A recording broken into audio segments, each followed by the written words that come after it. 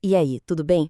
Sabe aquele momento em que a gente bate o olho num problema de matemática e a nossa intuição grita uma resposta que está errada?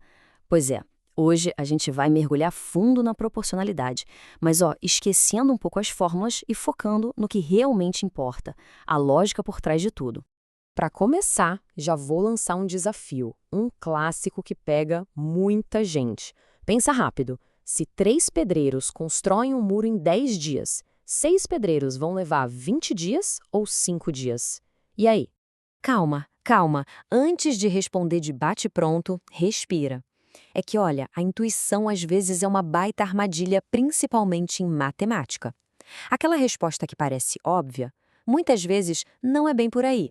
Então, para a gente não cair nessa armadilha e achar a resposta certa, a gente precisa entender o coração da proporcionalidade.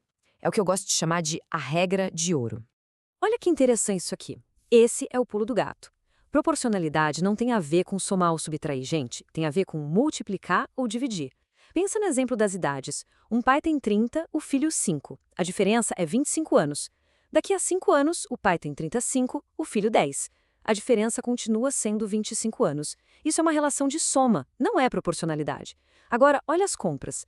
Se 1 quilo de maçã custa R$ 8, 2 quilos vão custar 16. A quantidade dobrou, o preço dobrou junto. O que ficou igual, o que ficou constante foi a razão, o preço por quilo. É essa a chave. Beleza? Então essa ideia de multiplicar e dividir, ela aparece de duas formas principais na nossa vida. E para entender isso de um jeito bem fácil, vamos usar umas analogias do dia a dia bem simples. A primeira é a proporção direta. É a mais intuitiva, eu acho. Pensa numa receita de bolo. Se com 2 xícaras de farinha e 3 ovos a gente faz um bolo, o que acontece se a gente dobrar os ingredientes? Exato, a gente faz 2 bolos. Uma coisa aumenta, a outra aumenta junto, na mesmíssima proporção. Não tem erro.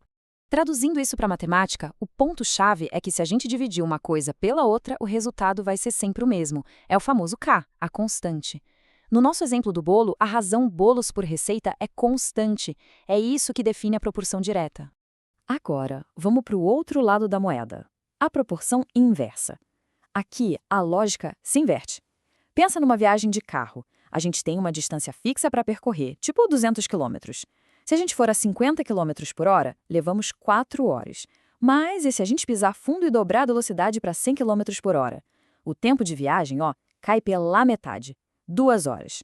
Uma grandeza sobe, a outra desce, mas sempre na mesma proporção. É esse equilíbrio que importa. E na matemática, como fica? Aqui, em vez de dividir, a gente multiplica. A velocidade vezes o tempo vai dar sempre a mesma distância total. Esse produto constante é o que carimba. Isso aqui é uma proporção inversa. E esse número constante, esse tal de K, ele não é só uma letra solta numa fórmula, não. Pensa nele como o segredo da coisa toda, o que realmente define como as grandezas se conversam. Eu gosto de pensar que a constante K é tipo o DNA da relação. É ela que carrega toda a informação que diz como aquele sistema funciona. É a alma do negócio. E olha só como isso faz sentido no mundo real. Nas compras, quem é o K? É o preço por quilo. Na viagem, se a gente mede distância por tempo, o K é a velocidade. E lá na nossa obra do muro, o K é o total de trabalho, o que a gente chama de homens-dias. Percebe? O K não é abstrato, ele tem um nome e um significado em cada situação. Bom, a gente já entendeu a lógica, as analogias. Que tal a gente ver como isso fica desenhado? Porque a forma de um gráfico entrega na hora que tipo de proporção a gente tem pela frente. Se a proporção for direta, é batata. O gráfico vai ser sempre uma reta. E não é qualquer reta, é uma reta que sai do comecinho de tudo, do ponto zero. E faz todo sentido, né? Se a gente não comprar nada, não paga nada. Se não anda nada, não gasta tempo. Tem que começar no zero. Agora, se a proporção for inversa, o desenho muda completamente.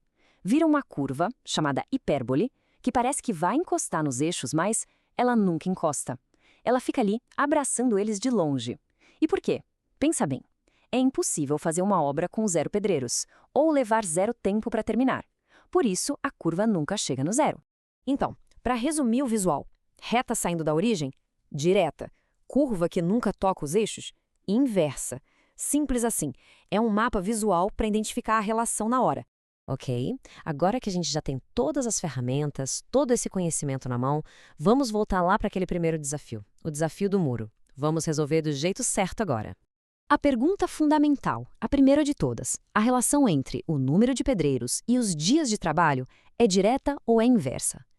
Pensa comigo, se eu coloco mais gente para trabalhar, a obra deve acabar mais rápido, certo? Então, mais pedreiros, menos tempo. É uma relação inversa, sem dúvida. Com isso em mente, a solução fica lógica. Primeiro, a gente identifica a relação. Inversa, ok. Segundo, a gente acha o DNA da obra, o nosso K. Se é inversa, a gente multiplica.